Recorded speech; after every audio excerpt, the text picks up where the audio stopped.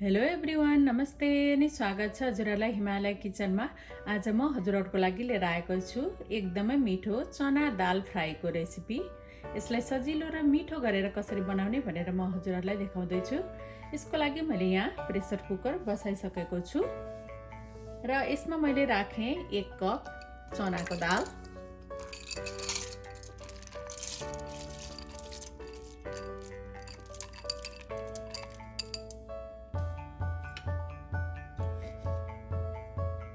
अब मैले यसमा राखेँ नुन,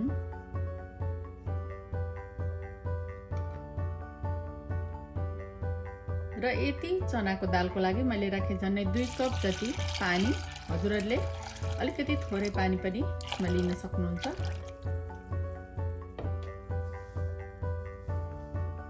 र 1 सानो चम्चा जति तेल। अब यसलाई यसरी चलाइदिउँ।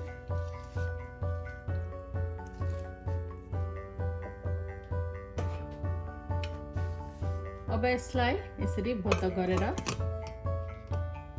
सुरुमा म 1 सिटी लगाउँछु यसमा। र दालमा चाहिँ 1 सिटी लागिसकेको छ। अब यसलाई मिडियम हिटमा 4-5 मिनट जति पकाउनु पर्छ। र 5 मिनट यसलाई पकाइसकेपछि अब म यसलाई त्यतिकै छोडेर यसको प्रेसर सबै बाहिर जान दिन्छु। हजुरहरूलाई अलिकति धेरै पकाउन मन पर्छ भने अरु 1 सिटी जति यसमा बढी लगाउन सक्नुहुन्छ। ल अब हाम्रो दाल पाकिसकेपछि मैले यहाँ फेरि अर्को भाँडालाई बसाएको छु र यसमा म राख्दै छु 1 ठुलो चम्चा जति घिउ।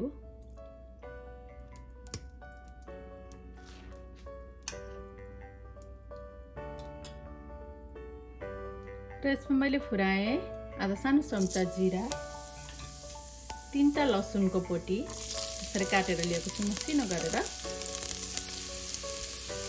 2टा रातो सुकेको खोर्सानी, 1 चौथाइ चम्चा बेसार, 1 सानो चम्चा काश्मिरी रातो खोर्सानीको धुलो।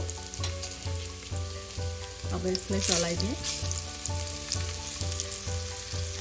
र अब यसलाई चलाएर मैले यसमा राखेँ एउटा मिडियम साइजको टमाटर,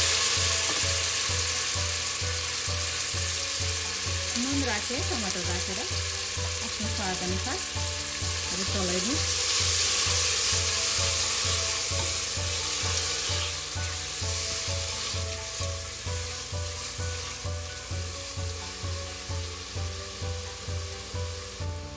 अब थोरै पानी राखेर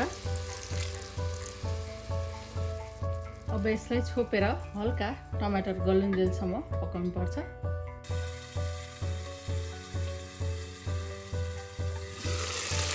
ल अब टमाटर पनि राम्ररी गलिसकेको छ।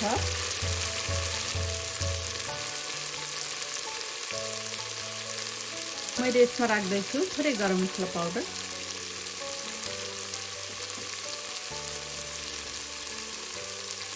र मैले राखेँ मैले अघि बनाएको दाल।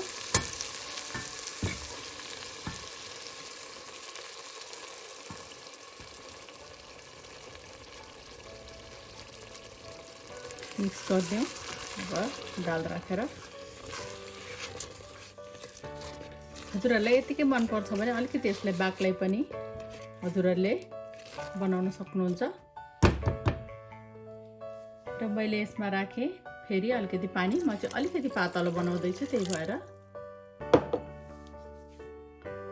अब चलाइदिउँ।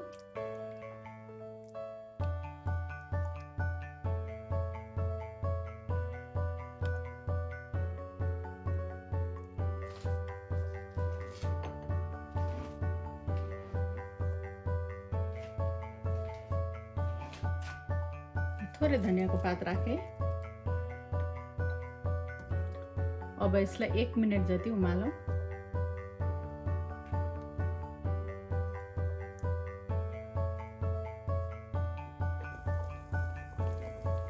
ल अब हाम्रो चनाको दाल फ्राई रेडी भइसकेको छ।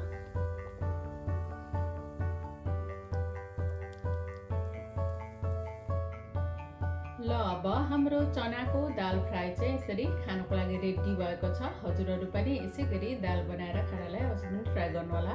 यसलाई अलिकति बाक्लो र पातलो आफ्नो खुसीले बनाउन सकिन्छ र अलिकति कम पाकेको मनपर्छ भने हजुरहरूले यसलाई अलिकति कम पकाउन पनि सक्नुहुन्छ। हस् त यो रेसिपी हजुरहरूलाई राम्रो लाग्यो भने हाम्रो भिडियोलाई लाइक कमेन्ट सेयर गरिदिनु होला। यस्तै रेसिपीहरूको लागि हाम्रो च्यानललाई सब्स्क्राइब पनि गरिदिनु होला। सब्स्क्राइब गरिसकेपछि नजिक रहेको नोटिफिकेसन बेललाई पनि अवश्य पनि क्लिक गरिदिनु होला। फेरि पनि यस्तै मिठो परिकारको रेसिपी लिएर आउने नै छु। हाम्रो भिडियो हेरिदिनु भएकोमा हजुरहरूलाई धेरै धेरै धन्यवाद।